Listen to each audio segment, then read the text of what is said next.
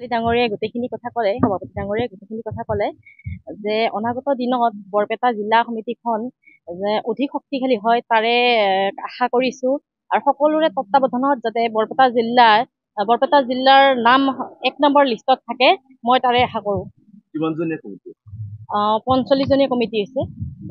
আজি আমাৰ সদৌ Assam journalist and digital media সন্থাৰ বৰপেটা জিলা সমিতিৰ কাৰ্যনিৰ্বাহক আৰু আলোচনী সভাত বৰপেটা জিলা সমিতিয়ে আহ্বান কৰে। আহ্বান কৰাত আমি কেন্দ্ৰীয় সমিতিৰ ফালৰ পৰা প্ৰশাসনিক বিভাগৰ সম্পাদিকা ডাঙৰীয়ানী আৰু মই আৰু প্ৰচাৰ সম্পাদকে ইয়াত উপস্থিত হৈ নিতেও আনন্দিত হৈছোঁ যে ইয়াত আজি বৰপেটা জিলাৰ চুকে কোণৰ পৰা সংবাদ গোষ্ঠীৰ লগত যিসকল ব্যক্তি জড়িত তেওঁলোকক আজি সংবাদকৰ্মীসকলক ইয়াত লগ পাই নিতেও আনন্দিত হৈছোঁ আৰু আশা কৰিছোঁ যে অনাগত দিনত বৰপেটা জিলা সমিতি আমাৰ নাম্বাৰ 1ত থাকিব বুলি মই লিপিবদ্ধ। আজি মই আমাৰ লাচিত বায়ন, মতিয়াৰ ৰহমান আনুষ্ঠানিক তেওঁলোকে দুজন বৰপেটা জিলা সমিতিৰ যি গুৰু দায়িত্ব সাধাৰণ সম্পাদক তেওঁ দুইজনক আজি দায়িত্ব অৰ্পণ কৰা হৈছে। আমাৰ সভাপতি বৰপেটা জিলা সমিতিৰ আবুল হুছেইন ডাঙৰীয়া আৰু মুখ্য উপদেষ্টা সকলো বিষয়ববীয়াক লগত লৈ আজি আমাৰ সাধাৰণ সম্পাদক লাচিত বায়ন আৰু মতিয়াৰ ৰহমানক নাম আমি আনুষ্ঠানিক ঘোষণা কৰিলোঁ সংবাদ মাধ্যমৰ যোগে।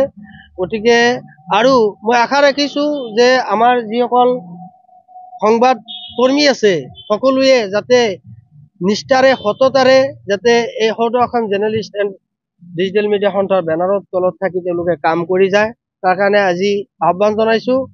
আৰু বিশেষকৈ আজি আৰু এটা কথা অসম চৰকাৰক মই ক'বলৈ বিচাৰিছোঁ, অসমৰ সন্মানীয় মুখ্যমন্ত্ৰী মই এটা কথাই ক'ব বিচাৰিছোঁ যে আমাৰ যিসকল ডিজিটেল মাধ্যমত কাম কৰি আছে বা প্ৰিণ্ট মিডিয়াত কাম কৰি আছে কৰ্মৰত বিনা বেতনত তেওঁলোকৰ সমাজৰ হকে আজি কাম কৰি গৈছে। গতিকে সকলোকে যাতে আপুনি সুদৃষ্টিৰে চাই আৰু কাৰো যাতে কোনো ধৰণৰ তুচ্ছ তাচ্ছিল্য নকৰে। লগতে মই এটা কথা কৈছোঁ, যি আপুনি টুল টেক্স বঢ়াইছে এই টুল টেক্সৰ বিৰোধী নহয় আমি, কিন্তু প্ৰত্যেকজন সংবাদকৰ্মীক যাতে টুল টেক্স ফ্ৰী কৰি দিয়ে তাৰ কাৰণে মই অসমৰ মুখ্যমন্ত্ৰী তথা আমাৰ বজালীৰ জ্যেষ্ঠ মন্ত্ৰী ৰঞ্জিত কুমাৰ দাসদেৱকো মই আহ্বান জনাইছোঁ যাতে টুল টেক্স ফ্ৰী কৰে সংবাদকৰ্মীসকলৰ কাৰণে, যে বিনা বেতনত সমাজৰ হকে দিনে নিশা কাম কৰি আছে।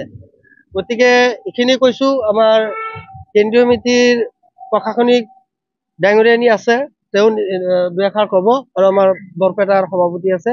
সকলোকে আজি এই সভাত উপস্থিত হোৱাৰ কাৰণে সদৌ অসম জাৰ্নেলিষ্ট এণ্ড ডিজিটেল মিডিয়াৰ সন্থাৰ তৰফৰ কেন্দ্ৰীয় সমিতিৰ তৰফৰ পৰা ধন্যবাদ জ্ঞাপন কৰিছোঁ আৰু আশা কৰিছোঁ সকলোৱে যাতে নিষ্ঠাৰে কাম কৰি যায়। ধন্যবাদ। সভাপতি মাননীয় আলী আহমেদ ডাঙৰীয়া, কেন্দ্ৰীয় সমিতিৰ প্ৰশাসনিক সম্পাদক মাননীয় দীপিকা তালুকদাৰ ডাঙৰীয়া, তেখেতসকল উপস্থিত হৈ আমাক যথেষ্ট দিহা পৰামৰ্শ আগবঢ়ালে। কেনেকৈ আমি ডিজিটেল মাধ্যমৰ লগত যিসকল সাংবাদিক জড়িত হৈ আছোঁ তেখেতসকলে কিদৰে কাম কৰিব লাগে, সমাজখন আগুৱাই লৈ যোৱাৰ ক্ষেত্ৰত কিদৰে কাম কৰিব লাগে, তেখেতসকলে যথেষ্ট কথা আমাক ক'লে, আমাক যথেষ্ট জ্ঞান দিলে। তাৰ লগতে তেখেতসকলে আৰু এটা কথা কৈছে যে আমাৰ সাংবাদিকসকল যাতে কোনো ধৰণৰ দুৰ্নীতি কৰিব নালাগে আৰু দুৰ্নীতিৰ আপোচো কৰিব নালাগে। দুৰ্নীতিক আপোচ কৰিবলৈ নগ'লে যদি কোনো ধৰণৰ ব্যক্তিৰ জৰিয়তে যিসকল ব্যক্তিৰ স্বাস্থ্যত আঘাত হয়, যিসকল ব্যক্তি কলা বজাৰৰ সাম্ৰাজ্যবাদত তেওঁলোকে কাম কৰি আছে, যিসকল ব্যক্তিয়ে কলা বজাৰৰ ৰজা হৈ আছে, তেখেতসকলে যদি আমাৰ ডিজিটেল মাধ্যমৰ বা যিসকল সংবাদকৰ্মীয়ে বাতৰি পৰিৱেশন তেওঁলোকৰ স্বাৰ্থত যদি আঘাত হয় আৰু তেখেতসকলে যদি আমাৰ সংবাদকৰ্মীসকলক কোনো ধৰণৰ ভয় ভাবুকি দেখুৱাই বা ৰঙা চকু দেখুৱাই, তেতিয়াহ'লে কোনো পধ্যেই সহ্য কৰা নহ'ব বুলি আজিৰ সভাত আমাৰ কেন্দ্ৰীয় সমিতিৰ সভাপতি আলী আহমেদ ডাঙৰীয়াই ঘোষণা কৰিছে। আৰু তাৰ কাৰণে আমাৰ যিসকল সাংবাদিক বন্ধু উপস্থিত হৈছিলে, সাংবাদিক বন্ধুসকলে উৎসাহিত হৈছে আৰু সাংবাদিক বন্ধুসকলে কৈছে যে আমি কোনো ধৰণৰ দুৰ্নীতি নকৰোঁ আৰু দুৰ্নীতিৰ লগত আপোচ নকৰোঁ। যদি এই ক্ষেত্ৰত কোনো দুৰ্নীতিগ্ৰস্ত লোকে যদি আমাক কোনো ধৰণৰ ভয় ভাবুকি দেখুৱাব বিচাৰে, আমি তাৰ কাৰণে কোনো ধৰণৰ ভয় নেখাওঁ। আমি নিৰ্ভীক, সততা আৰু একগ্ৰতাৰে আগুৱাই গৈ আমি সমাজখন নিকা কৰাৰ কাৰণে কাম কৰি গৈ থাকিম। এইখিনি সিদ্ধান্ত বা এইখিনি আলোচনা আজিৰ সভাত হৈছে আৰু সভাপতি ডাঙৰীয়া উপস্থিত থাকি আমাক যথেষ্ট প্ৰেৰণা যোগাইছে। ধন্যবাদ।